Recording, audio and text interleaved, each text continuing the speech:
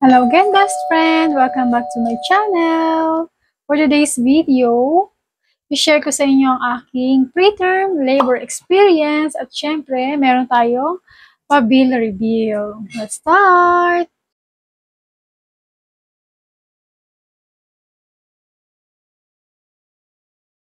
Last October 4, meron tayong follow-up check-up kay Dr. Sonia, ang aming mahal na OB. So doon, pagka-IE niya sa akin, nalaman na soft cervix na pala ako, which is hindi maganda. Then pagka-IE niya, nalaman din niya na mababa na si baby, nakakapa niya na yung ulo. So yun, doon nalaman na preterm labor na pala ako. And also, naninigas or nahilab na rin yung tiyan ko.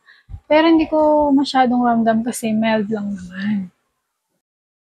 Ano nga ba ang preterm labor?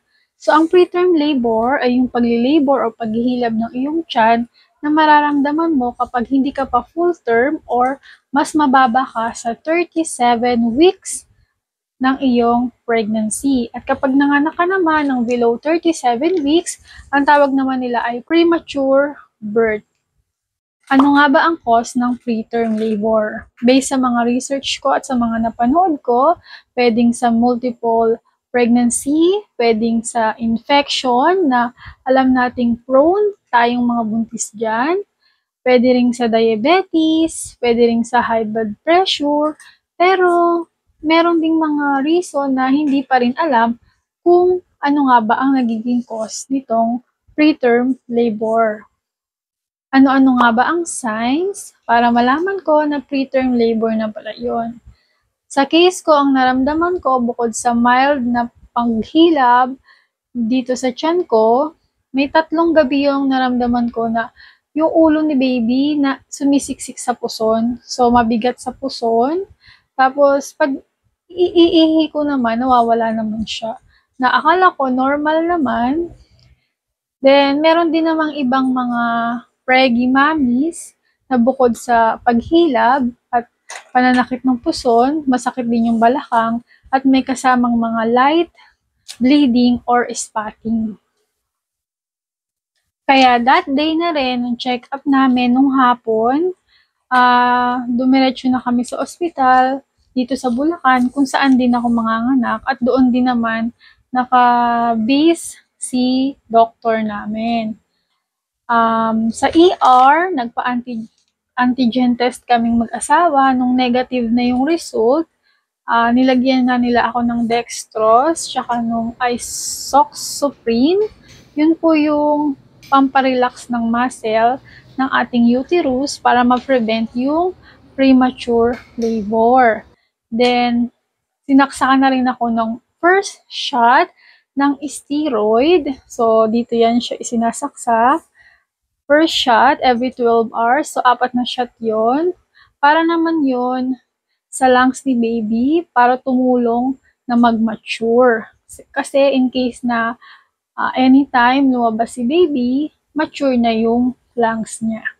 Yung shots nga pala na yon ay yun yung pinakamabigat na turok na naramdaman ko. Sobrang bigat sa braso. Mabuti na lang, 15 to 20 minutes nawawala lang din siya. Basta parang ima-mild massage mo lang siya para yung gamot ay dumaloy. Pero tiis-tiis lang, kung mararanasan nyo rin yun, tiis-tiis para kay baby naman yun. After sa ER, so dinala na ako sa room. Then dumating din agad yung mga nurse para i-monitor yung fetal heartbeat ni baby.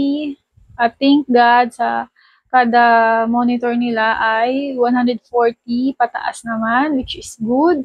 Then, ina-high blood pressure din nila ako kung okay ba ang blood pressure ko. Then, oxygen level. Sa buong pag-stay namin, I think mga 3 hours to 4 hours silang nagmo-monitor.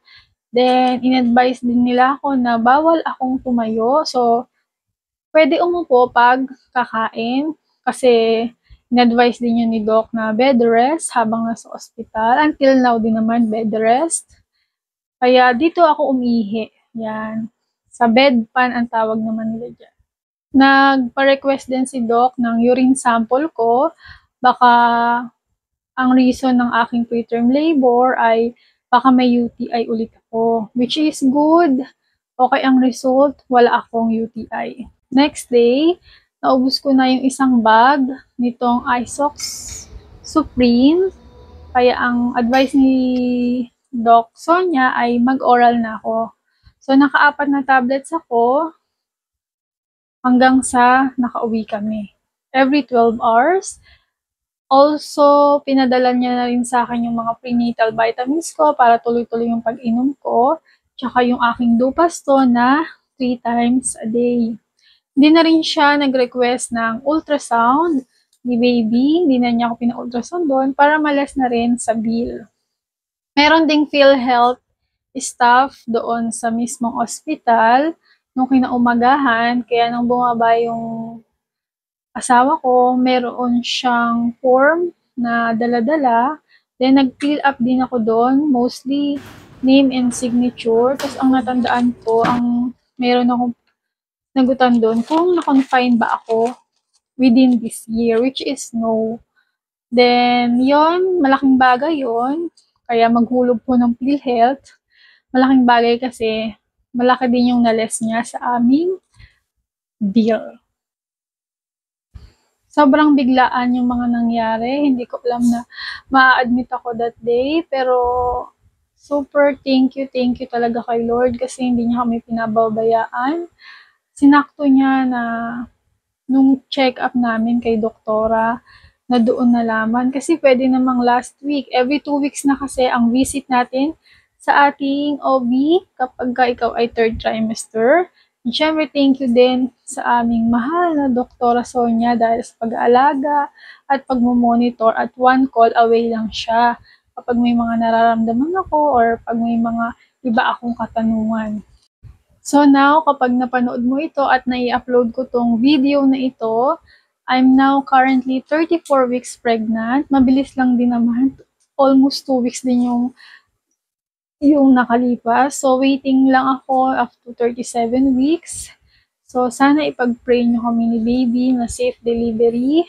Na sana wag muna siyang lumabas. Kasi, syempre, as a mommy, mas gusto natin na full term para hindi na siya ma-NICU, di ba? And ito na, mga mi. Ito na ang ating bill reveal. Ayan. So, malaki talaga ang naitulong or na-less ng PhilHealth. Dapat ang babayaran namin ay 11,956.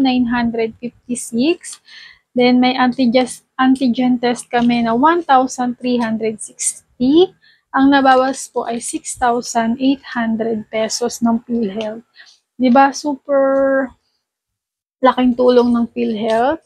Then, tinanong din namin doon kung by next month, November, due date ko na, kung magle-less pa rin ba sila kasi naka-less ako ngayon eh. So, sabi naman nila, yes, may less pa rin kasi ibang kaso yung ngayon tsaka yung panganganak.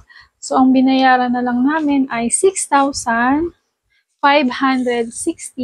pesos. So, lahat na po yun kasama na yung professional fee.